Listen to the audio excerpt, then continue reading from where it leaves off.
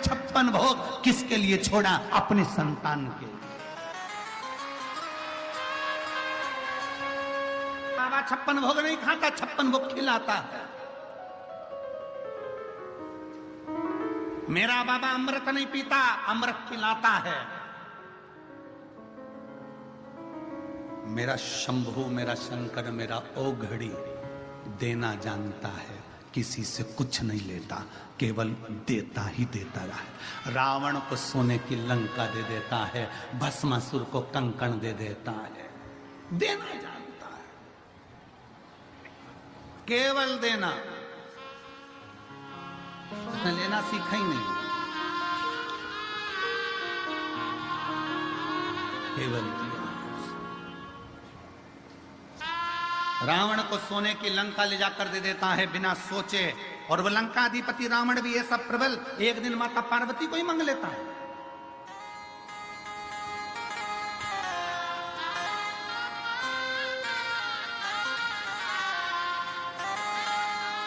लज्जित सा, बड़ा लज्जित सा महसूस किया क्रांति देव बने। शिव महापुराण की कथा कहती है, भगवान शंकर का चरित्र कहता है, शिव तत्व कहता है, शंकर भगवान का पवित्र कथा कर रही है।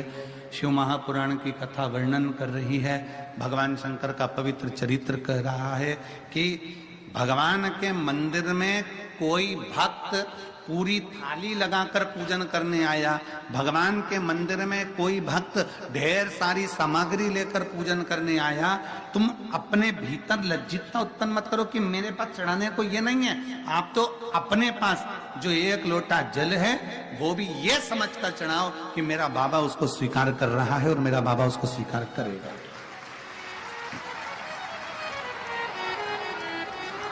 आप तो भगवान शिव के मंदिर में एक लोटा जल लेकर जाओ तो ये भाव से लेकर जाओ कि मेरा शंकर इसको स्वीकार करेगा, मेरा शंकर उसको लेगा। और क्यों ना ले, जिस दिन आपने दिल से दिया। एक पत्र देखिए, बनिए ने ये विचार कर लिया कि मेरे बाबा को मैं जल चढ़ाऊं, दुनिया के लोग हंसते हैं, हंसें, ताना कसते हैं, कसें, पर आज रानकी देव के मन में यह भाव उत्पन्न हुआ कि मैं बाबा के पास जाऊंगा, मैं जल चढ़ाने के लिए जाऊंगा, पर फिर गांव के लोग इकट्ठे होंगे, फिर कहेंगे कि तूने जल चढ़ाया, दूध नहीं चढ़ाया, तो मैं अब करूंगा तो करूंगा क्या कर सकता हूं। तब रानकी देव ने अपनी पत्नी से कहा, एक चुटकी आटा डब्बे में से निकाल कर, एक चुटकी आटा। ये काशीपुरी की कथा है। काशीपुरी नगरी में शंकर पर भरोसा करने वाले क्रांति देव बनिया की कथा है।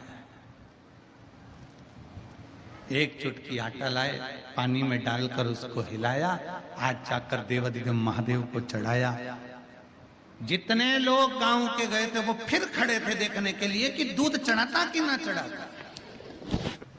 आटा पानी में मिलाकर चढ़ाया, पानी का आटा सफेद हो गया।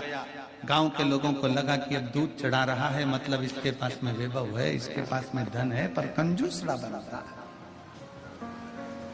क्रांति देव ने जब जल चढ़ाया, जल चढ़ाते चढ़ाते दूध चढ़ाया, दूध नहीं था, आटे का पानी था, बाबा को समर्पित कर दिया।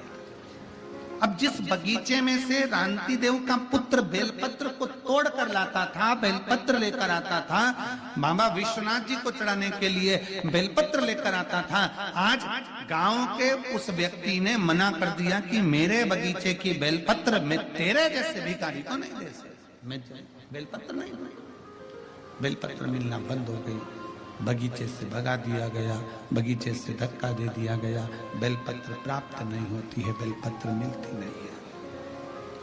बेटे ने आकर हाथ जोड़कर अपने पिताजी से कहा, पिताजी मुझे बेलपत्र नहीं दी गई, मना कर दिया, आज के बाद बेलपत्र लेने मत आना, आज के बाद बेलपत्र लेने नहीं आना। पिताजी की आंख में जल भर गया, मेरे जीवन का इतना संकल्प जो मैं पहले से कर रहा था, एक लोटा जल और एक बेलपत्र, आज बाबा ने मेरा बेलपत्र भी स्वीकार नहीं किया। हो सकता है मैंने बाबा को झूठा झूठा जल चढ़ाया, मैंने आटा डालकर पानी मिलाकर मैंने बाबा को दूध दिया ना, इसलिए बाबा को गुस्सा आ गया होगा कि कैसा बेटा है, कैसा पुत्र है, मुझे दूध की जगह पर आटे का पानी दे दिया। शिव महापुराण की कथा कहती है, रामती देव ने दूसरे दिन आटे का जल चढ़ाना बंद कर दिया और बाबा से क्षमा मांगकर कहा, बाबा मेरे पास में अब जो होगा मैं वो दूंगा, भले नगर के लोग मुझे भिखारी कहें, चाहे मुझे जो मेरे पास जो है मैं वो आपको दूंगा, जो मेरे पास होगा मैं बाबा आपको दूंगा।